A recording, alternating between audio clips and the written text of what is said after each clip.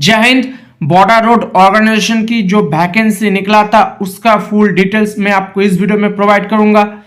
Age limit, education qualification, कैसे fill up करना है, सारे इन्फॉर्मेशन मैं आपको इस वीडियो में प्रोवाइड करने वाला हूँ। फॉर्म फिलअप कैसे फिलअप करना है उसके बारे में सारे इन्फॉर्मेशन मैं आपको प्रोवाइड करूंगा। उसके बाद क्या क्या डॉक्यूमेंट्स देना पड़ेगा, कैसे फिलअप करना पड़ेगा, कहाँ से आपको फिलअप करना है, सारे इन्फॉर्मेशन मैं आपको प्रोवाइड करूंगा। उसके बाद इनवलप को कैसे फिलअप करना है या कौन सी जगह भेजना है और आपको जो ऑनलाइन पेमेंट करना है, सारे इन्फॉर्मेशन मैं आपको इस वीडियो में प्रोवाइड करने वाला हूं। तो दोस्तों, ये फॉर्म फिलअप करने के लिए अगर आप एलिजिबल है, आप फॉर्म फिलअप करना चाहते हो तो एप्लीकेशन फॉर्म आपको प्रिंट करना होगा, जिसका लिंक मैं अपने वीडियो के डिस्क्रिप्शन पे आपको प्रोवाइड कर दूंगा। पहला ए पेज आपको प्रिंट करना पड़ेगा, उसके बाद आपको सेकेंड पेज, उसके बाद यहाँ पर आपको थर्ड पेज और यहाँ पर आपको फोर्थ पेज। ए फोर्थ पेज सबके लिए मैंडेटरी है। उसके बाद अगर आप शेड्यूल कास्ट और शेड्यूल ट्राइब से आते हो तो ये फॉर्मेट आपको प्रिंट करना पड़ेगा। कैसे फिलअप करना है थोड़ी देर बाद मैं आपको प्रोवाइड करूंगा। उसके बाद अगर आप आधार बैकवर्ड क्लास यानी ओबीसी कैंडिडेट से है तो आपको ये एप्लीकेशन फॉर्म आपको फिलअप करके आपको एप्लीकेशन के साथ भेजना पड़ेगा। उसके बाद अगर आप इकोनॉमिकली वेकर सेक्शन से आते हो तो ये आपको ए पेज 9 नंबर पेज आपको प्रिंट करना पड़ेगा, जिसका लिंक मैं अपने वीडियो के डिस्क्रिप्शन पे आपको प्रोवाइड कर दूंगा। उसके बाद अगर आप फिजिकली हैंडीकैप कैंडिडेट है तो आपको डिसेबिलिटी सर्टिफिकेट दिखाना पड़ेगा, जिसका फॉर्मेट इस नोटिफिकेशन पे आपका मिल जाएगा, जिसका लिंक मैं अपने वीडियो के डिस्क्रिप्शन पे आपको प्रोवाइड कर दूंगा। तो इसको आपको प्रिंट कराना पड़ेगा। आपके हिसाब से ये थी आपकी ऑफिशियल नोटिफिकेशन। सारे इंफॉर्मेशन मैं आपको प्रोवाइड कर दिया और इसके बारे में आपको कैसे फिलअप करना है अब मैं आपको प्रोवाइड करने वाला हूं। तो फॉर्म फिलअप करने के लिए एप्लीकेशन फॉर्म आपको पास होना चाहिए, जिसका लिंक मैं अपने वीडियो के डिस्क्रिप्शन पे आपको प्रोवाइड कर दूंगा। पहले ए पेज, उसके बाद पेज नंबर 2, उसके बाद पेज नंबर 3 और उसके बाद पेज नंबर 4। उसके बाद यहाँ पर आपका कास्ट सर्टिफिकेट, अगर आप SC/ST कैंडिडेट है तो ये प्रिंट करना जरूरी है। उसके बाद अगर आप आधार बैकवर्ड क्लास से आते हो तो ये प्रिंट करना जरूरी है। उसके बाद अगर आप इकोनॉमिकली वीकर सेक्शन से आते हो तो आपको प्रिंट करना जरूरी है। उसके बाद अगर आप फिजिकली हैंडीकैप कैंडिडेट है तो आपको ये पेज प्रिंट करना मैंडेटरी है। तो आपके हिसाब से प्रिंट करने के बाद आपके पास होना चाहिए। फॉर्म फिलअप से पहले कुछ बेसिक इन्फॉर्मेशन मैं आपको प्रोवाइड करता हूं। सारे फॉर्म आपको यहाँ पर कैपिटल लेटर में फिलअप करना पड़ेगा और किसी भी कलर का इस्तेमाल आप कर सकते हो। किसी जगह आपको ओवरराइट नहीं करना है और व्हाइट कलर का इस्तेमाल आपको नहीं करना है। ऐसे करने से आपका फॉर्म रिजेक्ट हो सकता है, तो ये आपको ध्यान रखना है। और किसी की जगह आपका कोई गलती होता है तो वो पेज आपको फिर से प्रिंट करना है और उसके बाद आपको फिलअप करना होगा। उसके बाद नेम ऑफ द पोस्ट, आप कौन सी पोस्ट के लिए आवेदन करेंगे यहाँ पर आपको लिखना पड़ेगा।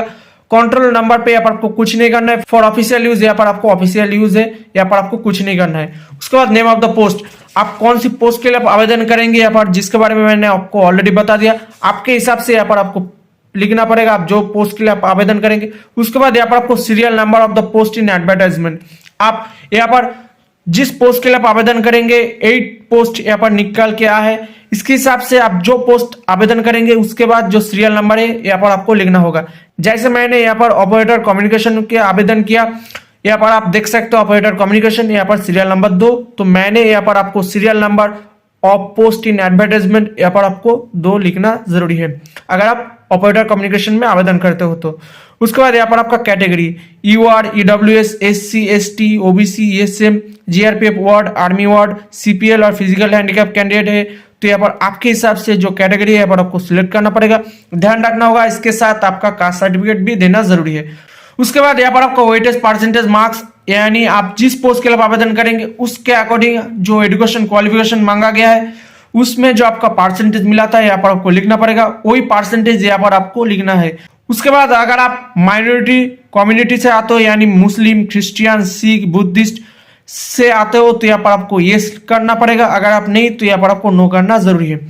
उसके बाद यहाँ पर आप इकोनॉमिकली वेकर सेक्शन से आते हो यानी EWS कैंडिडेट है तो आपको यस देना होगा और इसके साथ आपको सपोर्टिंग डॉक्यूमेंट्स देना पड़ेगा, जिसके ऊपर आपको गैजेटेड ऑफिसर नहीं तो आपका खुद का सेल्फ अटेस्टेड देकर आपका एप्लीकेशन के साथ भेजना जरूरी है।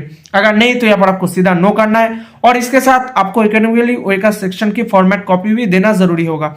उसके बाद यहाँ पर आपका जो नेम है यहाँ पर आपको लिखना पड़ेगा ब्लॉक लेटर पे। उसके बाद यहाँ पर आपका पिताजी का नेम लिखना पड़ेगा ब्लॉक लेटर पे। उसके बाद यहाँ पर आपका डेट ऑफ बर्थ 10 का और मैट्रिकुलेशन का सर्टिफिकेट के अकॉर्डिंग आपको लिखना पड़ेगा। पहले डेट, उसके बाद मंथ, उसके बाद यहाँ पर आपको ईयर लिखना होगा। उसके बाद यहाँ पर आपका परमानेंट एड्रेस पर आपको लिखना होगा और इसके साथ यहाँ पर आपको पिन कोड लिखना भी जरूरी है इस जगह पर।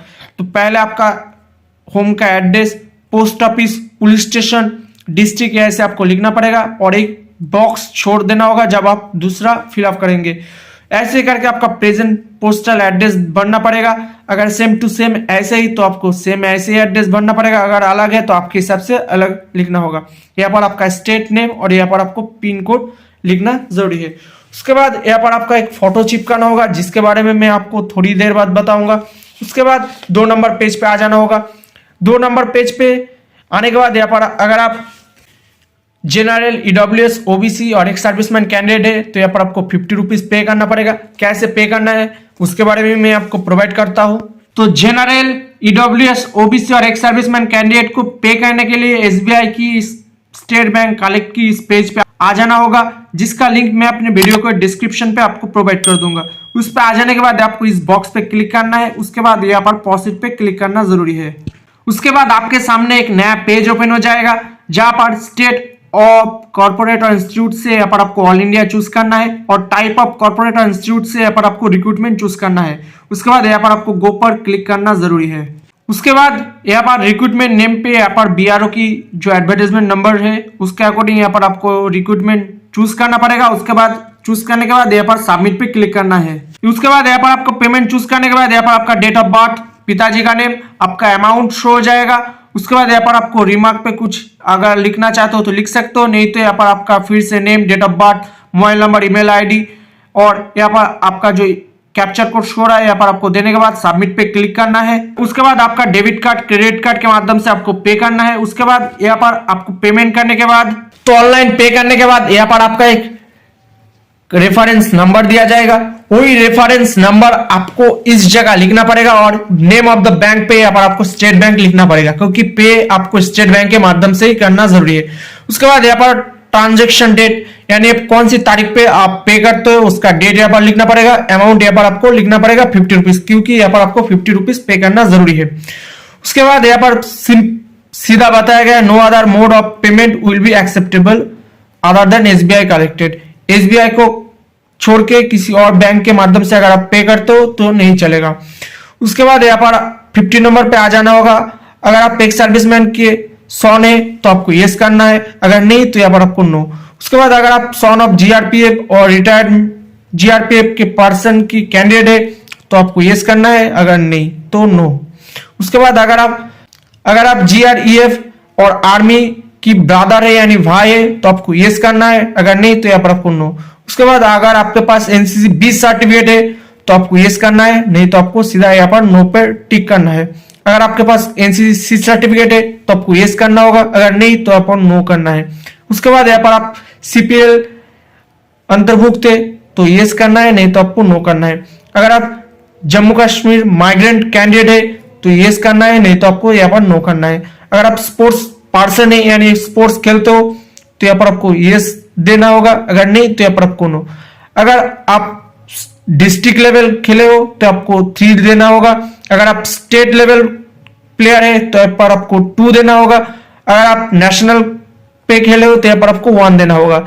इसके साथ आपको सपोर्टिंग डॉक्यूमेंट्स देना पड़ेगा जो कंपोनेंट अथॉरिटी से सिग्नेचर कराना मैंडेटरी है। अगर नहीं करोगे तो स्पोर्ट्स सर्टिफिकेट आपका एप्लीकेबल नहीं होगा। उसके बाद एसेंशियल क्वालिफिकेशन देना पड़ेगा। आप जिस पोस्ट के लिए आवेदन करेंगे उसके हिसाब से जो एजुकेशन क्वालिफिकेशन बताया गया है वो भी आप यहाँ पर सिंपल दे सकते हो, नहीं तो अगर आपके पास कोई हाईएस्ट एजुकेशन क्वालिफिकेशन है तो भी आप दे सकते हो। तो नेम ऑफ द एग्जाम पे आप 10 का, 12 का, ग्रेजुएशन, पोस्ट ग्रेजुएशन भी दे सकते हो। उसके बाद यार आप पासिंग देना पड़ेगा। आप कौन सी बोर्ड से पास कर चुके हो यहाँ पर आपको देना पड़ेगा। आपका जो सब्जेक्ट था साइंस, आर्ट्स जो था यहाँ पर आपको देना पड़ेगा। मार्क्स, आप कितना नंबर आपने ऑब्टेन किया उस एग्जाम में यहाँ पर आपको देना पड़ेगा। आउट ऑफ मार्क्स यानी आपको कितना में एग्जाम हुआ था यहाँ पर आपको देना पड़ेगा। उसके बाद यहाँ पर परसेंटेज कैलकुलेट करके यहाँ पर आपको भरना है।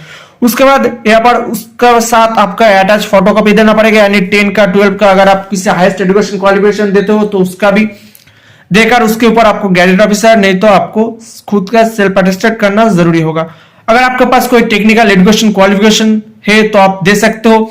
यहाँ पर आपका नेम ऑफ द एग्जाम देना पड़ेगा, यार पासिंग यानी कब आप पास कर चुके हो, बोर्ड और यूनिवर्सिटी नेम देना पड़ेगा, मार्क्स ऑब्टेन यानी आपको कितना मिला था यहाँ पर आपको देना पड़ेगा, आउट ऑफ मार्क्स यानी आपको कितना में एग्जाम हुआ था यहाँ पर आपको देना होगा, और परसेंटेज कैलकुलेट करके यहाँ पर आपको देना होगा।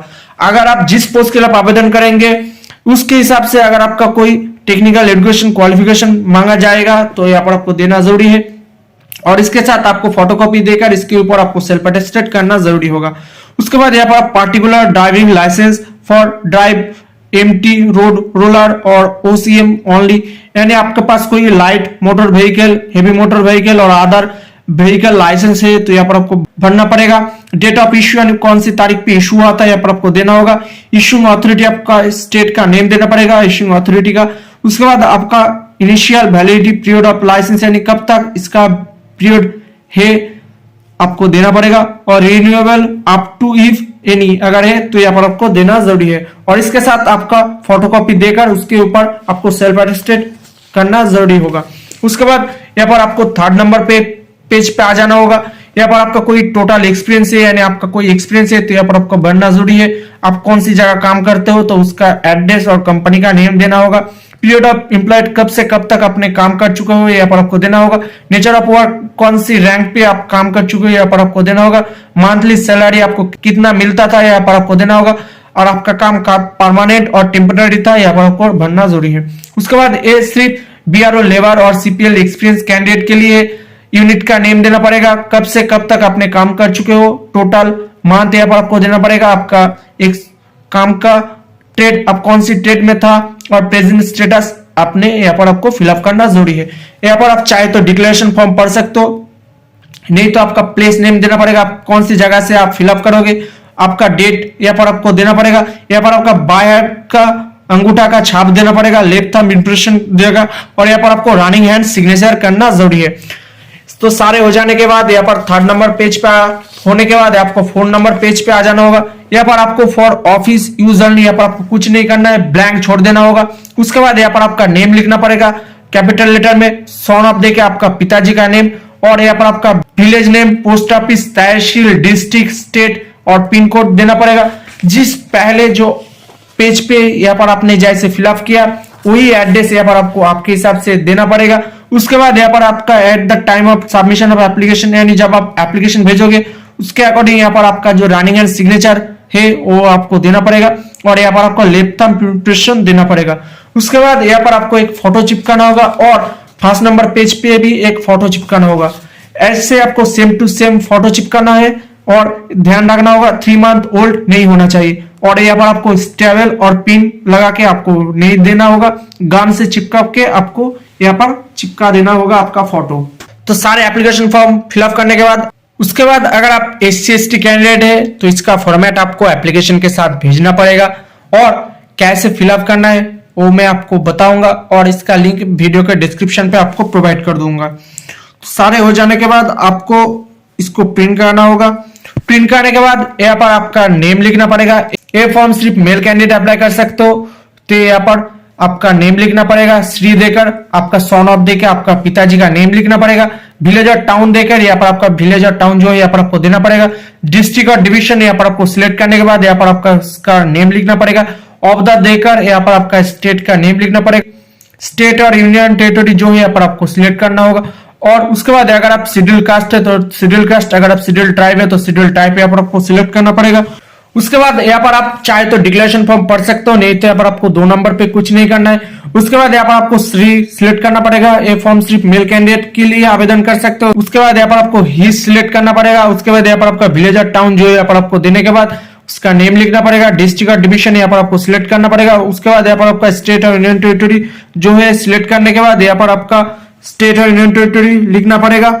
उसके बाद यहाँ पर आपका जिस प्लेस से आवेदन करोगे उस प्लेस का नेम लिखना पड़ेगा। डेट लिखना पड़ेगा, आप कौन सी तारीख पे आवेदन कर रहे होगे उसका डेट। उसके बाद यहाँ पर एग्जीक्यूटिव मैजिस्ट्रेट का सिग्नेचर और डेजिग्नेशन पे स्टैंप लगाना जरूरी है। उसके बाद यहाँ पर आप शेड्यूल कास्ट या शेड्यूल टाइप जो कास्ट के अंदर आते हो उस सर्टिफिकेट का नंबर देना पड़ेगा, और कौन सी तारीख पे सर्टिफिकेट इशू हुआ था उसका डेट यहाँ पर होना चाहिए। तो दोस्तों ये थी SC/ST फॉर्मेट की सैंपल कॉपी, जिसका फॉर्म फिलअप के बारे में मैं आपको ऑलरेडी बता दिया, जो आपको नियर बाय SDO से फिलअप करना जरूरी है। उसके बाद अगर आप OBC यानी अदर बैकवर्ड क्लास से आते हो तो ये फॉर्म आपको डीएम और डिप्टी कमिश्नर से फिलअप करके सील लगा के एप्लीकेशन के साथ भेजना पड़ेगा। उसके बाद यहाँ पर आपका नेम लिखना पड़ेगा। सॉन ऑफ देखिए यहाँ पर आपका पिताजी का नेम, आपका विलेज और डिस्ट्रिक्ट डिवीजन जो है यहाँ पर आपको सिलेक्ट करने के बाद उसका नेम लिखना पड़ेगा। उसके बाद यहाँ पर आपका जो स्टेट नेम है यहाँ पर आपको देना पड़ेगा, यानी आप कौन सी कास्ट से आते हो, ओबीसी है और ओबीसी बी जो है यहाँ पर आपको देना पड़ेगा। उसके बाद अगर आप ओबीसी है सिर्फ माइनॉरिटी कैंडिडेट के लिए उसके बाद अगर आप ओबीसी बी है तो यहाँ पर आपके हिसाब से लिखने के बाद आपका जो कम्युनिटी है यहाँ पर आपको देना होगा। उसके बाद यहाँ पर आपको चाहे तो पढ़ सकते हो, नहीं तो यहाँ पर आपका नेम लिखना पड़ेगा। एंड ऑफ देखिए यहाँ पर आपका जो रेसिडेंशियल एड्रेस है यहाँ पर आपको देना पड़ेगा। उसके बाद यहाँ पर डिस्ट्रिक्ट डिवीजन जो है यहाँ पर आपको देना पड़ेगा, आपका स्टेट नेम लिखना पड़ेगा। उसके बाद यहाँ पर मेल है तो ही लिखना पड़ेगा। तो यहाँ पर सारे सिलेक्ट करने के बाद यहाँ पर कौन सी तारीख पे आप आवेदन करोगे उसका डेट देना पड़ेगा। आप कौन सी प्लेस से आप ए फॉर्म फिलअप करोगे उसका प्लेस नेम देना पड़ेगा। सारे हो जाने के बाद यहाँ पर आपका डिस्ट्रिक्ट मैजिस्ट्रेट और यहाँ पर आपका डिप्टी कमिश्नर से सिग्नेचर और सील लगा के एप्लीकेशन के साथ भेजना होगा। तो दोस्तों ये थी ओबीसी फॉर्मेट की सैंपल कॉपी है। उसके बाद अगर आप इकोनॉमिकली ओइका सेक्शन से आते हो तो इसका फॉर्मेट कॉपी आपको देना होगा। और इसके बाद यहाँ पर आपका जो गवर्नमेंट ऑफ है यहाँ पर आपका जो स्टेट है यहाँ पर आपका नेम देना पड़ेगा उसका। उसके बाद यहाँ पर आपका सर्टिफिकेट नंबर देना पड़ेगा, कौन सी डेट पे इशू हुआ था उसका डेट देना पड़ेगा, वैलिड ईयर यहाँ पर आपको देना पड़ेगा। उसके बाद यहाँ पर आपका नेम देना पड़ेगा। सॉन ऑफ देखिए यहाँ पर आपका पिताजी का नेम, आपका परमानेंट रेसिडेंशियल एड्रेस देना पड़ेगा। उसके बाद यहाँ पर आपका विलेज और स्ट्रीट जो है पर आपको देना पड़ेगा, आपका पोस्ट ऑफिस देना पड़ेगा, आपका डिस्ट्रिक्ट देना पड़ेगा। उसके बाद यहाँ पर आपका स्टेट और यूनियन टेरिटरी जो है यहाँ पर आपको देना पड़ेगा, आपका डिस्ट्रिक्ट नेम देना पड़ेगा, आपका पिन कोड देना पड़ेगा। और उसके बाद यहाँ पर आपका मेल है तो ही सिलेक्ट करना पड़ेगा। और आपका फाइनेंशियल ईयर आपका 8 लाख के नीचे है तो उस फाइनेंशियल ईयर का देना पड़ेगा। उसके बाद यहाँ पर आपका ही सिलेक्ट करना पड़ेगा। यहाँ पर आपको चाहे तो पढ़ सकते हो, नहीं तो यहाँ पर आपका नेम देना पड़ेगा। आप कौन सी कास्ट से आते हो, schedule caste, schedule type, other backward class यहाँ पर आपको देना पड़ेगा। जो कास्ट से आते हो यहाँ पर आपको लिखना पड़ेगा। उसके बाद यहाँ पर आपका रिसेंट पासपोर्ट साइज फोटोग्राफ देना पड़ेगा। उसके बाद यहाँ पर आपका सिग्नेचर विद सील, ऑफिस और नेम और डेजिग्नेशन लगा के आपको एप्लीकेशन के साथ भेजना पड़ेगा। उसके बाद अगर आप फिजिकली हैंडीकैप कैंडिडेट है तो ये फॉर्मेट आपको देना पड़ेगा, जो आपको नियर बाय आपका हॉस्पिटल और गवर्नमेंट और स्टेट गवर्नमेंट और प्राइवेट जो भी आपका डॉक्टर है उसके अकॉर्डिंग यहाँ पर आपको फिलअप करना पड़ेगा। ध्यान रखना आपका फिजिकली हैंडीकैप कैंडिडेट उसका फिजिकली डिफॉल्ट 40% से नीचे होना नहीं चाहिए। उसके बाद यहाँ पर आपका नेम देना होगा। सॉन ऑफ देके आपका पिताजी का नेम, आपका उम्र, आपका सेक्स यानी मेल यहाँ पर आपको देना पड़ेगा। उसके बाद आपका जो प्रॉब्लम है यहाँ पर आपको सिलेक्ट करने के बाद यहाँ पर सारे इंफॉर्मेशन आपको डॉक्टर के अकॉर्डिंग आपको फिलअप करना पड़ेगा। उस डॉक्टर का मेडिकल बोर्ड और डॉक्टर का नेम और डेजिग्नेशन सारे देखना होगा। और यहाँ पर सिग्नेचर और सील लगाना जरूरी है। और यहाँ पर आपका एक रिसेंट पासपोर्ट साइज फोटोग्राफ देना पड़ेगा। उसके बाद यहाँ पर उस डॉक्टर से आपको डिसेबिलिटी डिफॉल्ट सेल्फ अटेस्टेड और चेयरपर्सन मेडिकल बोर्ड से होना चाहिए। नेम एंड एड्रेस देना पड़ेगा और इंस्टीट्यूट और हॉस्पिटल का सर्टिफिकेट नंबर देना पड़ेगा, डॉक्टर का और डेट यहाँ पर आपको देना जरूरी है, जो आपको एप्लीकेशन के साथ भेजना जरूरी होगा। उसके बाद है आपका रेसिडेंशियल यानी पीआरसी का और स्थायी बासिंदा का सैंपल कॉपी है, जो आपको नियर बाय एसडीओ से फिलअप करना पड़ेगा। ऑनलाइन के माध्यम से भी किसी जगह मिल जाता है और किसी जगह आपको ऑफलाइन के माध्यम से भी मिल जाता है। अगर आपको ऑनलाइन में फिलअप करना पड़ेगा तो सर्टिफिकेट का नंबर होना चाहिए, कौन सी तारीख पर आपने आवेदन किया था यहाँ पर आपको देना पड़ेगा। उसके बाद यहाँ पर आपका एक डिजिटल स्टैम्प फोटो होना चाहिए जिसके ऊपर आपको गोल्ड स्टैम्प लगाना जरूरी होगा। उसके बाद यहाँ पर आपका नेम, सॉन ऑफ देके आपका पिताजी का नेम, आपका वार्ड और रेसिडेंशियल यहाँ पर आपको देना पड़ेगा, आपका post office, police station, district यहाँ पर आपको होना चाहिए। उसके बाद यहाँ पर आपका जो सब डिविजनल ऑफिसर है उस शहर का सिग्नेचर और स्टैंप लगाना जरूरी होगा। तो दोस्तों ये थी आपकी नियर बाय एसडीओ के माध्यम से आपको डोमिसाइल की सैंपल कॉपी है, जिसको बारे में मैंने आपको ऑलरेडी बता दिया। किसी जगह आपका प्रॉब्लम है, किसी जानकारी चाहिए तो कमेंट सेक्शन में जरूर बताना। उसके बाद आपको पासपोर्ट साइज फोटोग्राफ देना पड़ेगा एप्लीकेशन के ऊपर, जिसके बारे में मैंने आपको ऑलरेडी बता दिया। फीस रिसिप्ट कैसे पेमेंट करना है उसके बारे में मैं आपको प्रोवाइड कर चुका हूँ। प्रूफ ऑफ रेसिडेंशियल जिसके बारे में मैंने आपको थोड़ी देर पहले मैंने आपको बताया। एसेंशियल एजुकेशन क्वालिफिकेशन देना पड़ेगा। आप जिस पोस्ट के लिए आवेदन करेंगे उसके हिसाब से जो एजुकेशन क्वालिफिकेशन है वो यहाँ पर आपको देना होगा। जो आप पोस्ट के लिए आवेदन करेंगे उसके हिसाब से जो एजुकेशन क्वालिफिकेशन मांगा गया है वो यहाँ पर आपको देना पड़ेगा। डेट ऑफ बर्थ यानी आपका 10 का पासिंग सर्टिफिकेट देना पड़ेगा। कास्ट सर्टिफिकेट अगर आप SC ST OBC कम्युनिटी से आते हो तो यहाँ पर आपको कास्ट सर्टिफिकेट देना होगा। प्रूफ ऑफ EWS सर्टिफिकेट, अगर आप EWS कैंडिडेट EWS सर्टिफिकेट देना पड़ेगा। उसके बाद अगर आपका डोमिसाइल सर्टिफिकेट देना पड़ेगा, जिसके बारे में मैंने ऑलरेडी बता दिया। डिस्चार्ज सर्टिफिकेट, अगर आप किसी जगह काम कर चुके हो एक सर्विस मैन है तो यहाँ पर आपको डिस्चार्ज सर्टिफिकेट देना पड़ेगा। फिजिकली हैंडीकैप कैंडिडेट तो आपको फिजिकली हैंडीकैप सर्टिफिकेट देना पड़ेगा फॉर्मेट, और इसका सारे जानकारी आपको देना पड़ेगा। सारे ऊपर आपको सेल्फ अटेस्टेड और नहीं तो गैजेट ऑफिसर से सिग्नेचर कराना जरूरी है। तो पहले आपको ये एप्लीकेशन फॉर्मेट होना चाहिए, और उसके बाद 2 नंबर पेज, उसके बाद 3rd नंबर पेज, उसके बाद यहाँ पर आपको एक फोटो चिपकाना होगा। जैसे आपने 1st नंबर पेज पे जैसे आपने एक फोटो चिपकाया है, ऐसे सेम टू सेम फोटो यहाँ पर आपको चिपकाना होगा। उसके बाद अगर आप SC/ST कार्ड से आते हो तो इसका फॉर्मेट आपको देना पड़ेगा, जिसके ऊपर आपको सेल्फ अटेस्टेड करना होगा। उसके बाद अगर आप अदर बैकवर्ड क्लास से आते हो तो इसका फॉर्मेट के नीचे आपको सेल्फ अटेस्टेड करना पड़ेगा इसका फोटोकॉपी के ऊपर। उसके बाद अगर आप इकोनॉमिकली वीकर सेक्शन से आते हो तो इसका फोटोकॉपी आपको निकाल लेना होगा। उसके बाद अगर आप फिजिकली हैंडीकैप कैंडिडेट है तो इसका ओरिजिनल आपको देना पड़ेगा, और इसका फॉर्मेट भी आपको देना जरूरी है। उसके बाद ये आपका रेसिडेंशियल सर्टिफिकेट, किसी जगह आपको PRC भी बोलता है तो इसका फोटोकॉपी आपको निकाल लेना होगा। तो सारे फोटोकॉपी आपको निकाल लेना होगा। जो फोटोकॉपी जिसके बारे में मैंने आपको ऑलरेडी बता दिया, उसको फोटोकॉपी निकाल लेने के बाद आपका एजुकेशन क्वालिफिकेशन की फोटोकॉपी के नीचे ऐसे आपको सेल्फ अटेस्टेड करना होगा। जिस कलर पेन से आप फिलअप करोगे उसी कलर पेन से सेल्फ अटेस्टेड करना बेहतर होगा, ये आपके लिए फायदेमंद जरूरी हो सकता है। उसके बाद यहाँ पर आपका सारे documents, education qualification, caste certificate, residential, birth proof और हाईएस्ट एजुकेशन क्वालिफिकेशन है तो उसका आपको देना होगा। सारे हो जाने के बाद ऐसे आपको सेल्फ अटेस्टेड करना जरूरी है। उसके बाद आपको ऐसे एक एनवलप लेना पड़ेगा, जिसके ऊपर आपको लिखना पड़ेगा application for the post of, आप जिस पोस्ट के लिए आप आवेदन करेंगे ऐसे यहाँ पर आपको लिखना पड़ेगा application for the post of देके ऑपरेटर कम्युनिकेशन, जैसे मैंने फिलअप किया ऐसे आपको लिखना पड़ेगा। उसके बाद यहाँ पर आपका कैटेगरी देकर आप UR SC/ST OBC EWS ESM CPL जो है यहाँ पर आपको देना पड़ेगा। जहां पर आपने यहाँ पर फिलअप किया ऐसे आपको फिलअप करना पड़ेगा एंड कैटेगरी देकर। उसके बाद यहाँ पर आपको OAT परसेंटेज देकर आपने यहाँ पर जो परसेंटेज लिखा वही परसेंट यहाँ पर आपको लिखना पड़ेगा। यानी आपको लिखना पड़ेगा application for the post of operator communication, category आपका जो कैटेगरी है OAT परसेंटेज यहाँ पर आपको देना पड़ेगा।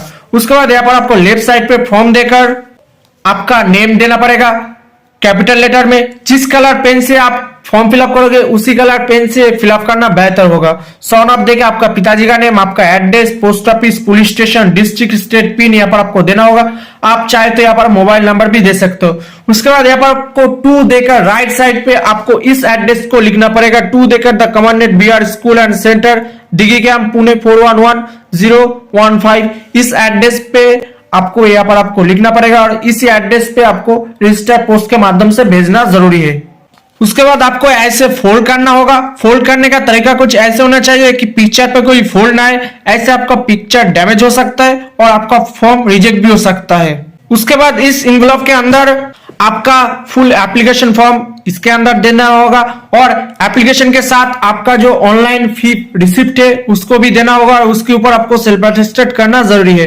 तो इसके अंदर दे देने के बाद आपको इसको गम से चिपका के आपको रजिस्टर पोस्ट के माध्यम से ही आपको भेजना होगा। अगर स्पीड पोस्ट और नॉर्मल पोस्ट करोगे तो आपका फॉर्म रिजेक्ट हो सकता है, ये आपको ध्यान रखना है। दोस्तों आज के लिए इतना ही। वीडियो का अच्छा लगा तो लाइक करें, कमेंट करें, दोस्तों में शेयर करें और चैनल पे पहली बार आए तो चैनल को सब्सक्राइब करके रखिए। ऐसे जॉब की नोटिफिकेशन सारी इंफॉर्मेशन मैं आपको प्रोवाइड करता हूं। वीडियो को अच्छा लगा तो लाइक करना मत भूलना और दोस्तों में शेयर करिए। आप हमारे टेलीग्राम, ट्विटर, फेसबुक पेज से भी जुड़ सकते हैं। किसी प्रॉब्लम है तो आप हमारे कमेंट कर सकते हैं, मैं आपका प्रॉब्लम का सलूशन प्रोवाइड करूंगा। आज के लिए इतना है। जय हिंद, वंदे मातरम, भारत माता की जय।